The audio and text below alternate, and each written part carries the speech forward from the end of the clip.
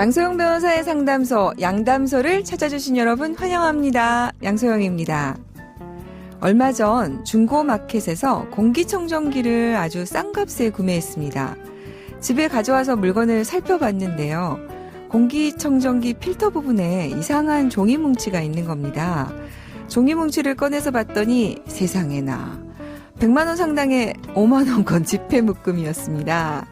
중고 거래로 산 물건에서 나온 돈다발, 이거 가져도 될까요? 법무법인 승인 양소영 변호사입니다. 와, 여러분은 어떠실까요?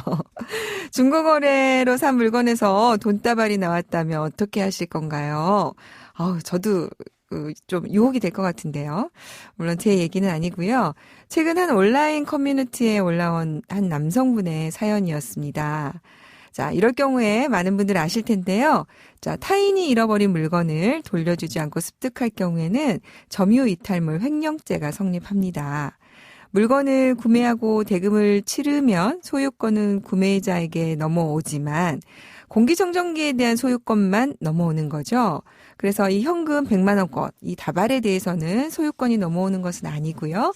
이 현금에 대해서는 소유권자가 따로 있기 때문에 이 현금은 원래 소유권자가 있는데 본인의 소유권자의 점유를 이탈한 거기 때문에 원래 소유권자에게 돌려줘야 합니다.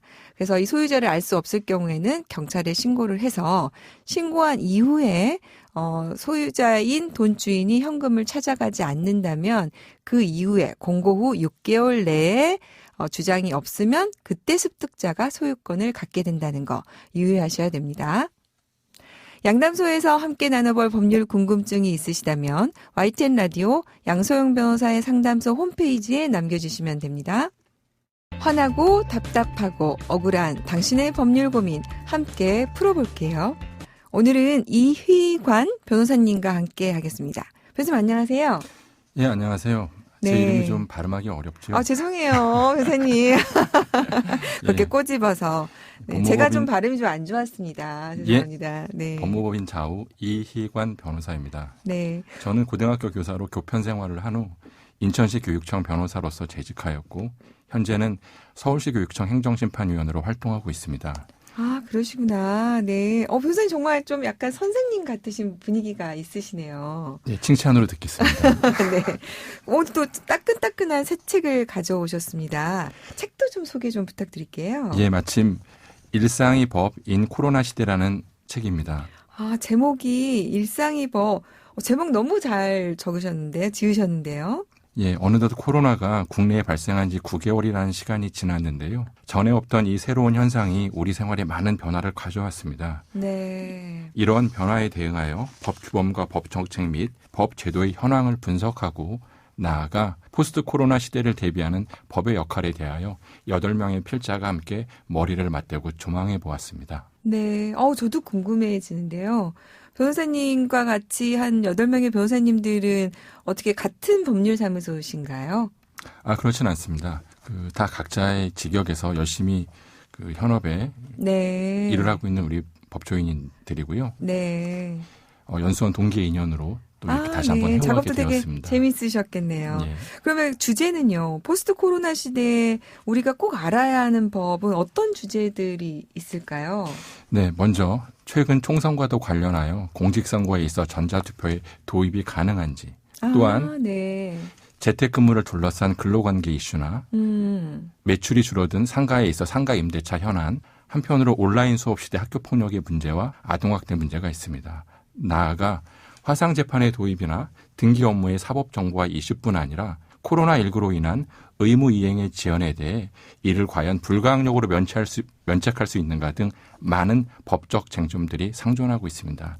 특히 이 중에서도 등교 수업 시대의 학교폭력 예방 제도가 온라인 수업 시대에도 여전히 유효할지, 또 하나 가족과 함께 있는 시간 증가에 따라 어쩔 수 없이 늘어나는 아동학대 문제를 어떻게 사회가 현명하게 대처할지에 대해서는 꼭 알아두어야 할 내용이기도 합니다. 네. 다음에 또 저희 양담소에 자주 나오셔서 한번 정보도 좀 많이 나눠주시면 감사하겠습니다. 예, 감사합니다. 네. 오늘 준비된 사연 한번 들어보고 자세한 얘기 또 나눠보도록 하겠습니다.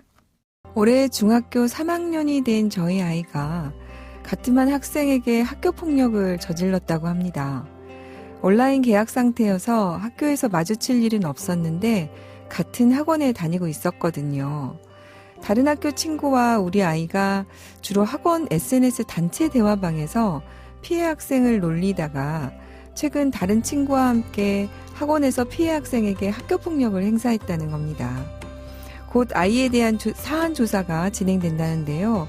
예전과 달리 아이가 학교에 매일 나가는 상황도 아니고 보호자로서 학교에 찾아가기도 쉽지 않아 더 어찌해야 할지 모르겠습니다. 저도 사실 이게 이제 저도 학부모거든요, 변호사님. 오늘 사연 주신 분 고민에 대해서 굉장히 공감이 많이 가는데요. 지금 학교를 나가지 않은 상황에서 학원에서 지금 이런 일이 벌어졌습니다. 이것도 지금 학교 폭력이라고 부르는 거죠? 예, 그렇습니다. 우리 학교 폭력 예방법은 학교 폭력을 학교에서 발생한 것만으로 국한하고 있지 않거든요. 네네. 그래서 학교 이외의 장소나 주말이나 방학, 학교 이외의 시간에 발생한 폭력도 모두 같이 학교 폭력으로 보고 있습니다. 네. 따라서 사안의 경우처럼 학교를 나가지 않는 상황에서 그것이 학원에서 발생했다 하더라도 학교 폭력이 됩니다. 네. 지금 사실 사안에서는 이제 구체적으로 어떤 폭력을 행사했는지는 나와 있지 않아서 저희가 거기까지 좀 상담을 드리기는 좀 어려운데요. 일단 학교에 나가는 상황은 아니지만 보호자로서 지금 어떻게 대처를 먼저 시작하시면 좋을지 거기서부터 변호사님 좀 상담을 부탁드리겠습니다.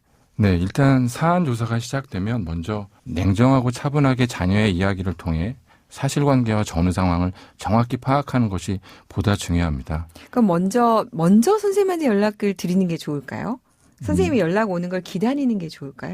이제 그거는 학교 폭력 사안이 신고된 경우도 있고 네. 인지가 된 경우도 있는데요. 네. 그런 거에 따라서 조금 적절히 선택을 하면 될 것 같습니다. 네. 일반적으로는 먼저 좀 연락을 드려서 이런 사안이 좀 발생한 것 같습니다라고 의논을 좀 먼저 드리는 게 담임 선생님한테 더 좋을까요? 부모님이 만약에 학교 폭력을 인지한 경우라면 네. 당연히 아이와의 어떤 대화를 통해서 그 사실관계와 전후 정황을 살펴보다 보면 네. 이게 정말 아이에게 있어서 중요한 문제일 수 있고 학교 생활에 있어서 이 부분을 짚고 넘어가야 된다라는 어떤 그런 판단이 들 경우가 있습니다. 네. 이럴 때는 조속히 학교에 이 사실을 알려서 부모님과 학교가 같이 이 학교 폭력 사안을 적절히 대처하는 게 학생을 위해서도 좋습니다. 네. 지금 이제 사연에서 보면 SNS에서 이제 피해 학생을 좀 놀린 것 같아요, 변호사님. 네. 그러면 이제 좀 기준으로 이 정도면은 학교 폭력으로 볼 수 있다. 아니면은 이런 정도는 가능하다. 이렇게 조금 예로 설명을 좀 드려주시면 좋겠습니다. 요즘 더군다나 우리 청소년들은 SNS에 대한 접촉이 무척 많지 않습니까? 코로나 시대에 이어서 더욱더 그럴 텐데요. 요즘에 모든 어떤 의사소통과 아이들의 이 학교 생활의 교류는 온라인을 통해서 일어나는 게 비일비재합니다.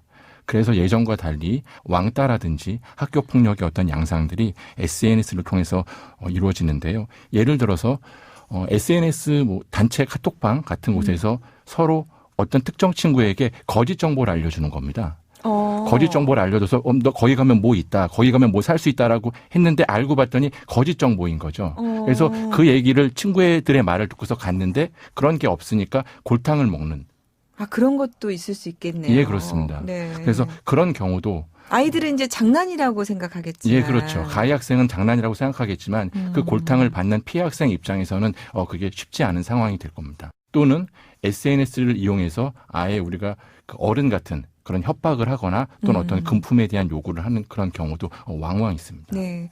사실 이제 저는 보통 이제 SNS상에서 모욕적인 표현을 하거나 말씀하신 것처럼 폭언을 하거나 흔히 우리 방을 폭파하고 나가버리거나 강제로 초대하거나 우리 감옥이라고 하나요? 이렇게 하는 것만 생각했는데 변호사님 방금 말씀하신 것처럼 허위 정보를 해가지고 하거나 이런 장난도 정말 있을 수 있군요. 예, 그렇습니다. 네.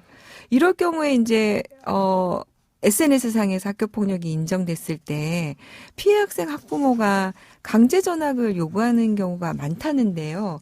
실제로 여기에 대해서 처분은 어떻게 이루어지고 있습니까, 변호사님? 예, 맞습니다. 학교 폭력 예방법에 의해서 강제 전학이 새롭게 도입이 되었는데요. 피해 학생 학부모가 강제 전학을 요구하는 주된 이유 중에 하나는 강제 전학을 통해서 피해 학생과 가해 학생이 학교에서 만나지 못하도록 그 어떤 학교 생활에서의 어떤 접촉을 갖다가 원천적으로 봉쇄하고 싶은 마음에서 그러는 건데요. 네. 그 강제 학생이 결정이 되면 가해 학생의 의사와 무관하게 반드시 가야 하고요. 네. 강제 전학은 원래 학교로 재전학이 불가능할 뿐 아니라 상급 학교에 진학할 때까지도 여전히 유지됩니다. 무슨 말인가 하면 초등학생의 경우 피해 학생과 같은 중학교에 진학할 수 없고요. 중학생의 경우 역시 피해 학생과 같은 고등학교에 진학할 수 없게 됩니다. 네. 근데 이렇게 강제 전학 처분이 실제로 많이 일어나나요?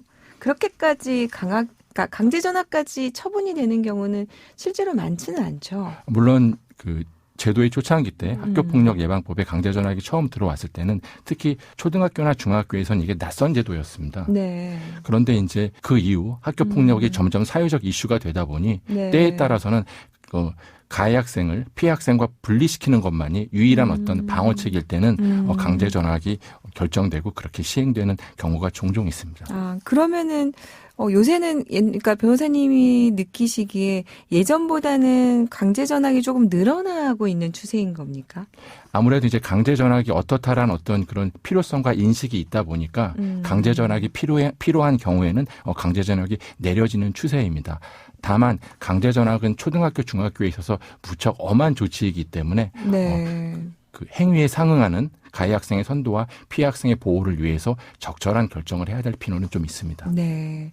조금 들으시는 분들은 강제 전학을 요새는 많이 하고 있다는 부분은 좀 유의하셔야 될 것 같네요. 그래서 오늘 사연을 좀 들어보니까요. 지금 온라인 원격 수업 시대에 아이들이 또 SNS를 많이 더 하니까 학교폭력과 관련해서 예방을 더 해야 되겠다는 필요성이 더 듭니다. 근데 이제 오늘 사연을 좀 듣다 보니까요. 지금 아이들도 학교를 안 가고 보호자도 지금 학교에 찾아가기 어려운 이런 사회이다 보니까요. 온라인 원격 수업 시대를 대비해서 학교폭력 예방 제도도 조금 바뀌어야 되겠다는 생각이 좀 드네요, 변호사님. 예, 맞습니다. 학교폭력의 인정 요건으로 비접촉 비대면 방식의 학교폭력이 증가되고 있는 추세에 맞추어서 비접촉 방식의 학교폭력 양상에 대해서 더 세분되고 명확한 규정이 필요할 수밖에 없고요. 또 하나 절차 진행에 있어서 코로나로 인해 등교 출석을 하고 있지 않은 상황을 고려해서 이러한 사안 조사나 심의가 대면하지도 않고서도 가능할 수 있는 근거 규정의 마련이 필요하다고도 볼 수 있습니다. 네.